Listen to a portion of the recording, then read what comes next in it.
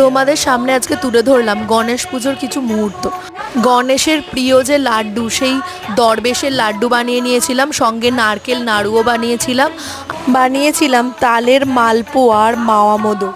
এরপর মালপোয়া, মোদক, দরবেশের লাড্ডু, নাড়ু, সঙ্গে 5 রকমের ফল আর নৈবেদ্য দিয়ে ঘট সাজিয়ে এগুলো করতে আমার মা আমাকে সাহায্য করেছিল। তারপর বাতি, প্রদীপ, ধূপ সব জ্বালিয়ে তারপর প্রত্যেক বছরের মতো মন্ত্রপাঠ করে প্রথমে পুজোটা করে নিয়েছিলাম।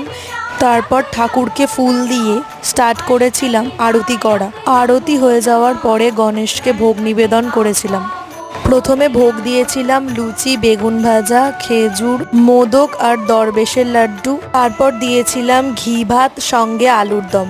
এই ছিল আমার ছোট্ট প্রচেষ্টা, যেটা আমি এবং আমার পরিবার মিলে করেছিলাম। তোমাদের যদি ভিডিওটা ভালো লাগে তাহলে অবশ্যই লাইক করে দিও।